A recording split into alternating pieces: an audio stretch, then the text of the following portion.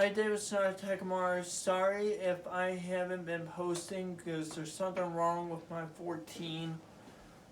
We've been having sound issues ever since for whatever reason, I've been having sound issues, and we're gonna take that phone in. So, luckily I have this phone I'm gonna be posting from. So, I don't know.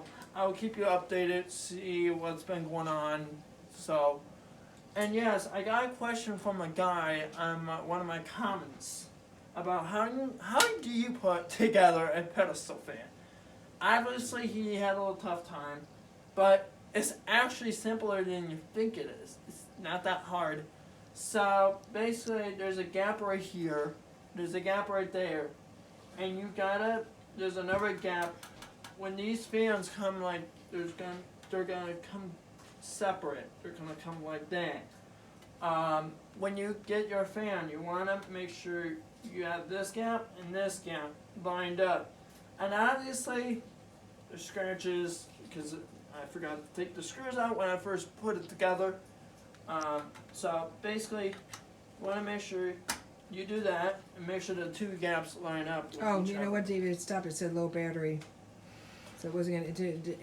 Oh, here it goes. Oh. All right, David's back. Okay, my fault. There's something wrong, and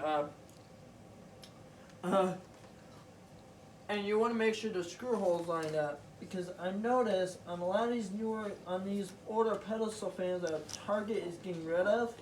That's where I get this fan from. That's where I got this fan from.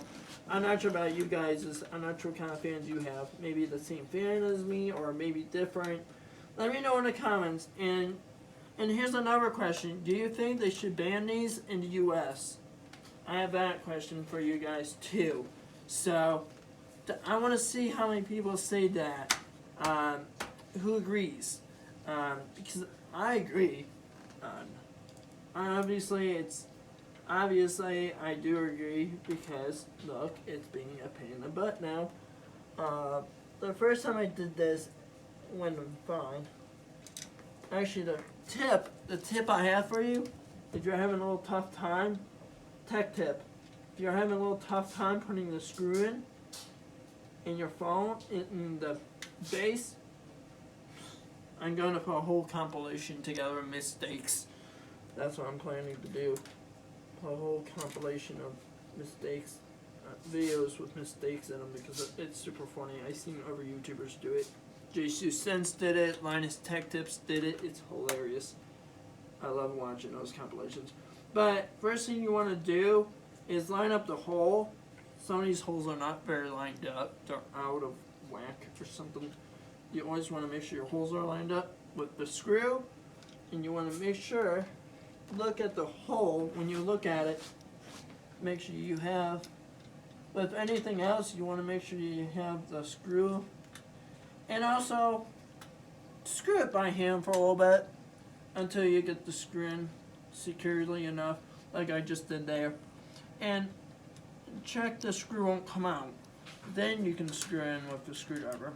That's my tip if you're gonna have a little tough time. But basically, and another thing, I would say 99% of you guys will forget this. I've forgotten it as well. It's a pretty common mistake with pedestal fans like these. Actually, this is actually still kind of loose. But 99% of these fans, I have a common issue with them.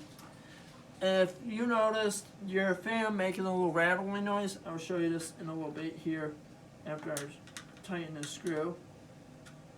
I made this mistake too many times already, and I did it with my $50 fan as well. I did it with my $50 fan, my Better Homes and Gardens fan.